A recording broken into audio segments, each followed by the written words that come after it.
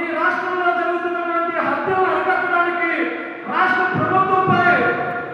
యుద్ధం చేస్తూ మాదిగ సమాజం మొత్తం కూడా ఫాస్ట్ ట్రాక్ డిమాండ్ కోసం పోరాటం చేస్తూ గత 25 రోజులుగా టీఎం రమేష్ హత్య కేసులో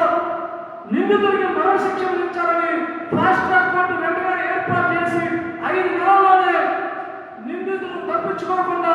మరణశిక్ష కోసం పోరాటం చేస్తూ ఉన్నటువంటి క్రమంలో భాగంగా ఈరోజు కర్నూలులో ఆంధ్రప్రదేశ్లో ఉన్నటువంటి మాదిగ సంఘాలన్నీ కలుపుకొని ఈ సమావేశాన్ని రాష్ట్ర ప్రభుత్వం మేము పెడుతున్నటువంటి డిమాండ్ని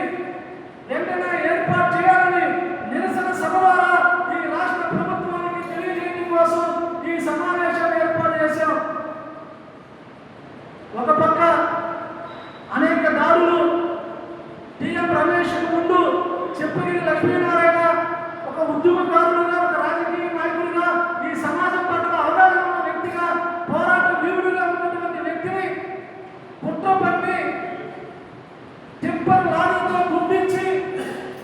చనిపోవాలని కారు నుంచి డోరు తీసి తన పీకలు సైతం కోసి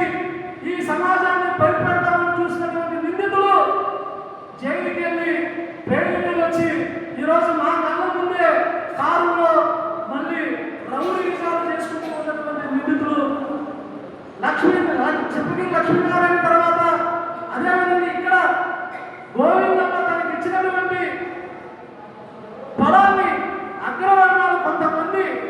లాక్కున్నారని తన పొలం కోసం న్యాయం కోసం వెళ్తే జనం చూస్తుండగానే డాక్టర్తో గుర్తించి అత్యంత దారుణంగా చంపబడి మాదిగ సమాజాన్ని భయందోళన కలిగించినటువంటి సంఘటన. డిసెంబర్ 24 అర్ధరాత్రి జానకమ్మ మహిళ ఇంటి నుంచి ఒక కార్యక్రమానికి వెళ్తుంటే తీవ్రంగా గంజాయి మత్తులో ఒక 19-20 ఏళ్ల వయసున్నటువంటి వ్యక్తి రేపు గురి చేస్తూ తనని ప్రాణం తీయడం జరిగింది. ఇది జరిగిన ముందుగా పల్నాడు జిల్లాలో సాల్మాన్ రాజు ఒక మాదిగ బిడ్డని అత్యంత దారుణంగా కొడితే 5 రోజులు నిలవేలాడుతూ హాస్పిటల్లో మరణించడం జరిగింది. ప్రకాశం జిల్లాలో శ్రీరాముని తనకు తనగా చనిపోయే విధానంగా ప్రెజర్ చేసి భయపెట్టి తన చావు కారణమైనటువంటి వ్యక్తులు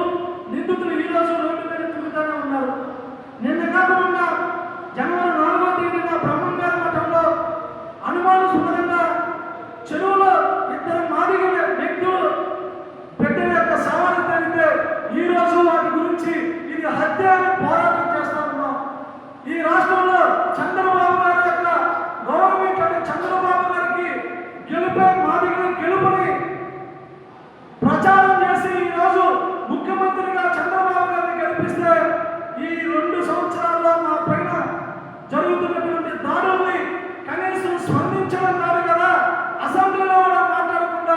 ఈ మాదిగల మీద జరుగుతున్నటువంటి హత్యలని అరికట్టడం కోసం, మాదిగల మీద జరుగుతున్నటువంటి దాడుల్ని ఆపడం కోసం ప్రభుత్వం వినాలని చేస్తున్నటువంటి పోరాటంలో కనీసం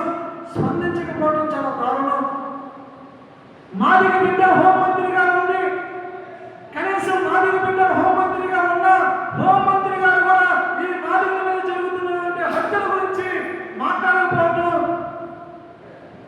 మాదిగల్ని విస్మరించినట్టుగా కనబడతా ఉన్నాం. హోంమంత్రి గారు అసెంబ్లీలో అనేక సంఘటనల మీద మాట్లాడుతూనే ఉన్నారు. మాదిగ